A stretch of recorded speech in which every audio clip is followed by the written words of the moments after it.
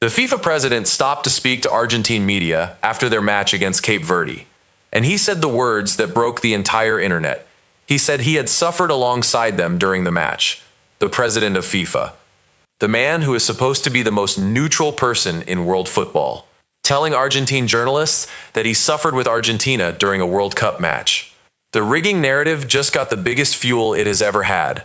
And today on Robert's Football Talk, we are going to go through every single piece of evidence, every single conspiracy theory, every single controversial decision, and we are going to find out together what is actually true, what is misunderstood, and what is genuinely concerning about the 2026 World Cup. Because here is the thing, some of what people are calling a conspiracy is simply wrong. People who do not understand football making accusations they cannot support. And some of it is genuinely worth asking questions about. I am going to give you both sides. Honestly. Without choosing Messi fans over Ronaldo fans. Without choosing Argentina over anyone else. Just the facts, the context, and the questions that deserve to be asked. This is going to be 15 minutes. Stay with me. Welcome back to Robert's Football Talk. I am your host, and if you are new here, subscribe right now, because today we are doing something that nobody else is doing properly. We are actually analyzing the Argentina rigging conspiracy, not dismissing it, not amplifying it, analyzing it, evidence by evidence, decision by decision. Let us go. Part 1. How did we get here? The history of this narrative. The rigging narrative did not start in 2026. It started in 2022 in Qatar. And to understand what is happening now, you have to understand where it began. In Qatar, Argentina received 5 penalties in 7 matches. 5. That was the highest total for any raised eyebrows. Then there was the famous Messi handball against the Netherlands in the quarterfinals. Many people believed he should have received a yellow card. He did not. These two things combined created the foundation for a narrative that has been building for 3 years. Fast forward to 2026. Argentina are the defending world champions. They have Messi at 39 years old, producing a hat-trick against Algeria to break Klose's all-time scoring record. They survived a 3-2 thriller against Cape Verde in extra time. They came from 2-0 down against Egypt to win 3-2 in the final 11 minutes, with multiple controversial VAR decisions going in their favor. And then the Egypt coach Hassam Hassan stood in front of cameras after the match and said his team had been robbed. Egypt filed an official complaint with FIFA. The hashtags exploded. Social media went into complete meltdown, and suddenly people who had never watched a football match in their lives were posting about FIFA corruption. But here is where it gets genuinely interesting. Because mixed in with the genuine football conspiracy theories that fall apart under scrutiny, there are some real questions about this World Cup that deserve honest answers. Now, before we get into every incident one by one, I want to ask you something. Before this video, where did you stand? Did you think the World Cup was rigged for Argentina? Or did you think the whole thing was exaggerated? Drop your honest starting position in the comments. I want to know where the Robert's Football Talk community began this journey. Part 2. The Infantino moment. The one that cannot be explained away easily. Let me start with the thing that is hardest to defend. Because I said we would be honest, and this is the most honest I can be. FIFA President Gianni Infantino stopped to speak to Argentine media after Argentina's match against Cape Verde and said he had suffered alongside them during the match. He tried to walk it back immediately. He said he was speaking on behalf of neutrals who were rooting for both teams, but the damage was done. The FIFA president, the man whose entire job requires him to be neutral, told Argentine journalists that he suffered with Argentina during a World Cup match. There is no good explanation for that. There is no way to reframe it as a normal thing to say. The head of the organization responsible for running this tournament publicly expressed emotional investment in one specific team's result while speaking to that team's national media. If you are an Egypt fan, an Algeria fan, an Austria fan, or a fan of any team that has played Argentina at this World Cup and lost, you are entitled to look at that moment and ask questions. Because that moment is not a conspiracy theory. That moment happened, on camera, with witnesses, and FIFA has not issued a serious explanation for it. That is concerning, and I will not pretend it is not.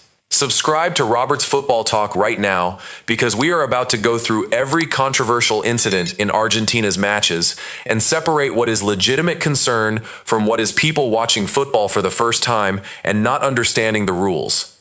Part 3. The All-Argentine Referee Panel. The decision that made no sense. Here is the second genuinely concerning thing that happened, and it is brand new. FIFA appointed an all-Argentine on-field refereeing crew for France's quarterfinal against Morocco. 5 officials, all Argentine, all from the same country as the defending world champions who are still in the tournament and who France are widely expected to face in the semi-final or final. This is confirmed. It is not a conspiracy theory, it is a decision FIFA made, and it is the first time at this entire 2026 World Cup that all 5 on-field officials came from the same country. Why Argentina? Why for this specific match between France and Morocco? Why when Argentina are still in the tournament and could face the winner of that match? FIFA has not given a satisfactory answer. The outrage from French and Moroccan fans was immediate and completely understandable. Even people who think the rigging narrative is entirely ridiculous looked at this appointment and asked why. There are innocent explanations. Argentine referees are among the highest rated in the world. They have a strong track record in international football. The appointment system is supposedly merit-based. But merit-based does not mean you have to ignore optics. And the optics of this decision are the worst FIFA has produced at this entire tournament. Now let me ask you something.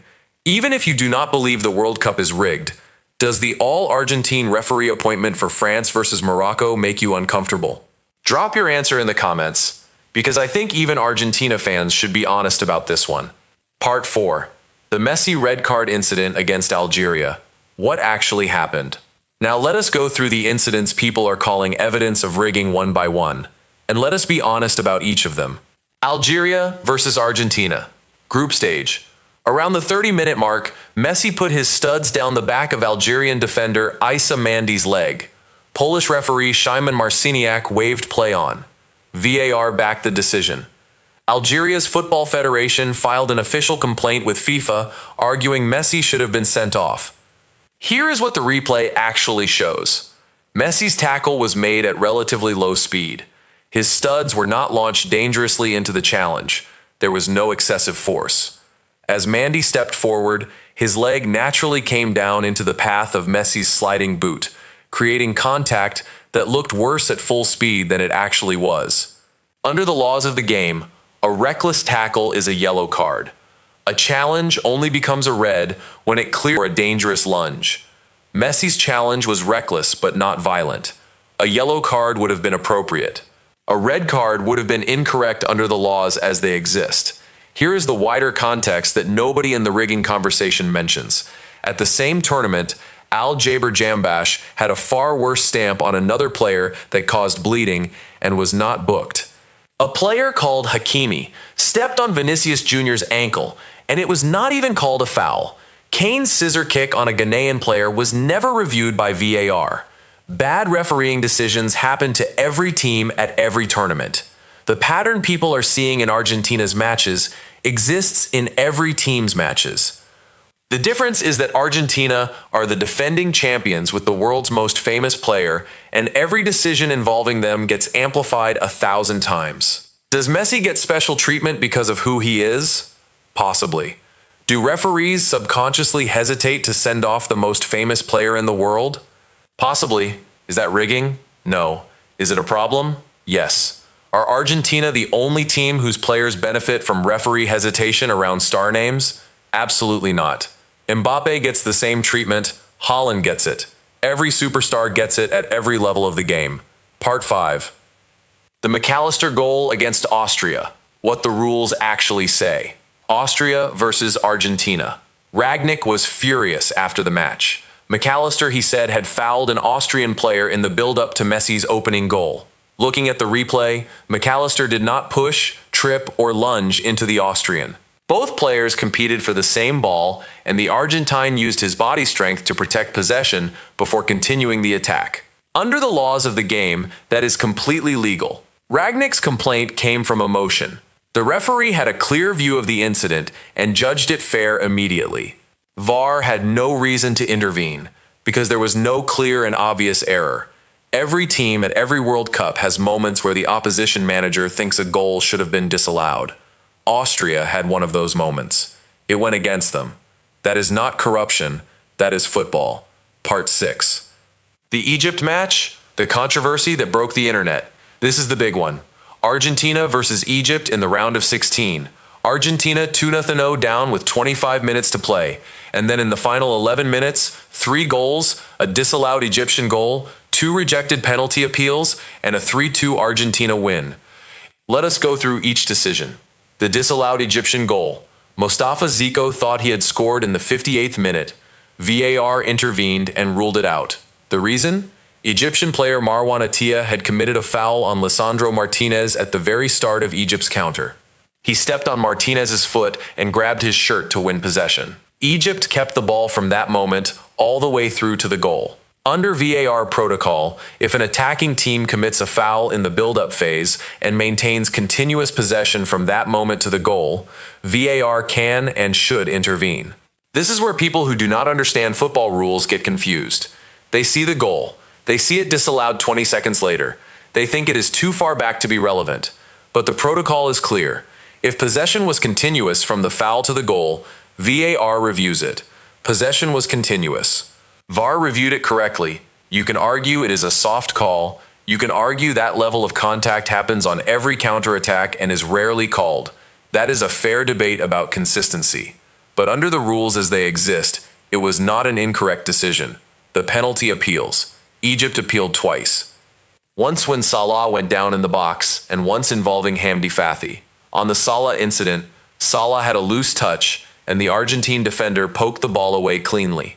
Salah's momentum took him forward, and he tripped over the defender's stationary foot. The Argentine player was not initiating contact. He was not sliding in. The ball was gone, and Salah fell over his own momentum. That is not a penalty at any level of football. On the Fathi incident, Allister briefly grabbed his shirt during a crowded corner. Minimal contact. Both players were competing for the same ball. If that is a penalty, you award a penalty on every corner kick at every World Cup, because that level of contact happens in every single set piece. The fact that undermines the entire rigging narrative for the Egypt match. Messi missed a penalty during that game. If the referee was determined to guarantee an Argentina win, the simplest thing in the world would be to ensure Messi's penalty went in. It did not go in, because penalties are not controlled by referees. The yellow card story. Argentina committed 59 fouls in this tournament and received only 3 yellow cards. The ratio is among the most favorable of any team remaining. That is a legitimate statistical concern, and it deserves to be mentioned. Are referees more reluctant to book Argentine players? Possibly. Is that a deliberate conspiracy or subconscious deference to the defending champions and their star names? That is the honest debate worth having. Now let me ask you this. Of all the controversial decisions in Argentina's matches, which one do you think is the hardest to explain fairly? Tell me in the comments. I want the most honest answer you can give. Part 7. The FBI investigation. The real story. Here is something that most people discussing the rigging conspiracy are mixing up in a way that misleads the conversation. The Argentine Football Association is reportedly facing an FBI investigation. Not for rigging football matches, for money laundering. These are 2 completely separate allegations. One is about what happens on the football pitch. The other is about financial crime audit. Does an FBI investigation into the AFA create an uncomfortable backdrop for Argentina's World Cup run? Yes. Does it prove that their matches are being fixed by FIFA? No. These are not connected. One is a criminal investigation into financial conduct. The other is a conspiracy theory about football decisions. Mixing them together, which many social media posts are doing, is how misinformation spreads. The FBI investigation is real and serious and deserves its own conversation. But it is not evidence that Portugal's goal against Morocco was rigged or that VAR helped Argentina beat Egypt. Part 8. The financial argument. Why FIFA would want Argentina to win. Here is the most compelling structural argument that the rigging narrative makes, and it is worth taking seriously before we respond to it. FIFA's 2023-26 budget is expected to reach approximately $13 billion, with almost $9 billion generated in 2026 alone. Messi fronts 22% of World Cup advertising campaigns. He appears in campaigns for major FIFA sponsors, including Adidas and others. He has more than 630 million Instagram followers. His presence in this World Cup is worth an enormous amount of money to the tournament commercially. The argument goes, FIFA has a financial incentive to keep Messi and Argentina in the tournament as long as possible. Therefore, FIFA might instruct referees to protect Argentina and ensure their progress. Therefore, the World Cup is rigged. This is the most intellectually honest version of the conspiracy theory, and it deserves a serious response. Here is the problem with it. If FIFA genuinely had the ability to rig World Cup matches by instructing referees, they would not stop at just protecting Argentina. They would engineer the final to be Portugal versus Argentina, Messi versus Ronaldo, the two biggest names in football history, on the biggest stage in the world, in America. That match would generate more commercial revenue than any football match ever played. Instead, Ronaldo is out, eliminated by Spain, Portugal gone in the round of 16. If FIFA could rig this tournament commercially, why is Ronaldo not in the quarterfinals?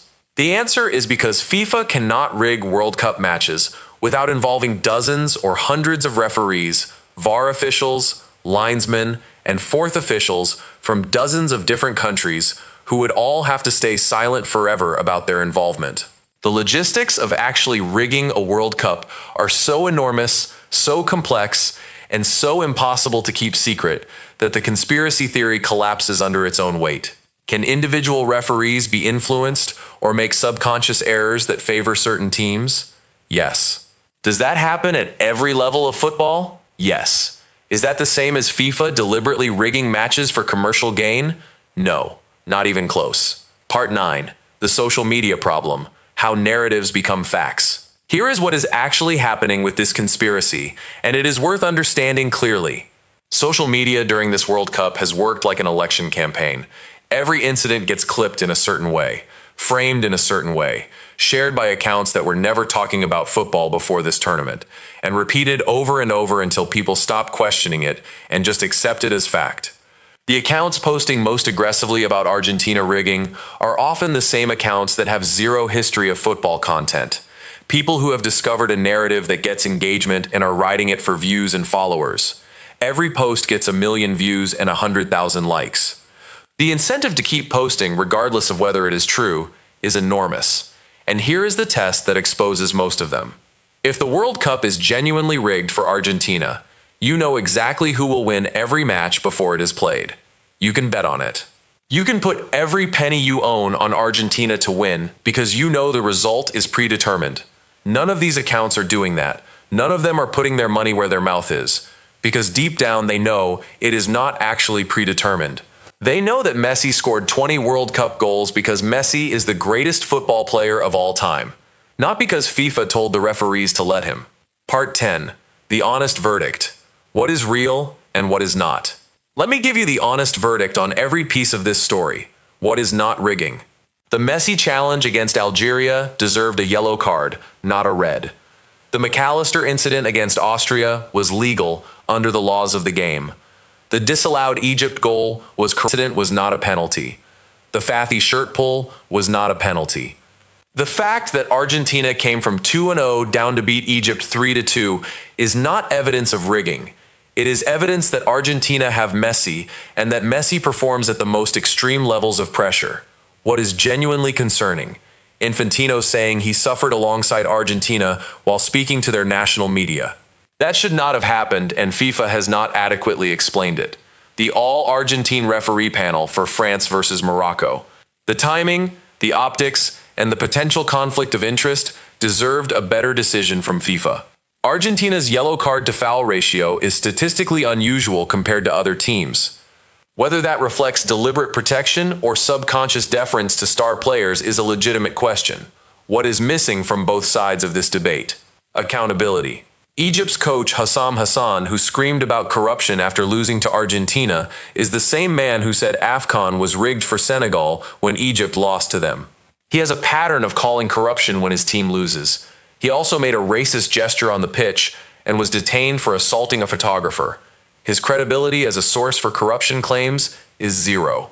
And Argentina's supporters who dismiss every single concern as jealousy are also not helping. Infantino's comment was wrong. The Argentine referee panel was wrong. Those things can be true without meaning the whole tournament is scripted. The World Cup is not rigged for Argentina, but FIFA has made decisions around this tournament that give conspiracy theories oxygen they do not deserve. And until FIFA addresses those decisions with transparency, the conversation will not go away no matter how many goals Argentina score. That is the honest verdict from Robert's Football Talk. Now here is your final set of questions, and I want you to be completely honest. First, after everything in this video, do you still believe the World Cup is rigged for Argentina, or has your view changed? Second, should FIFA have appointed that all-Argentine referee panel for France versus Morocco, given the obvious conflict of interest? Third, was Infantino's comment about suffering alongside Argentina the most damaging thing any FIFA official has said during this World Cup? Drop all three answers in the comments. Be honest, be respectful. And if you are a Messi fan, or a Ronaldo fan, or a fan of any other team, engage with the evidence rather than the emotion. That is the only way this conversation becomes worth having. This has been Robert's Football Talk. Hit that like button, share this video with everyone who has been arguing about this topic, because this is the breakdown they need. Subscribe if you are not already part of this channel. New videos every single week. I will see you in the next one.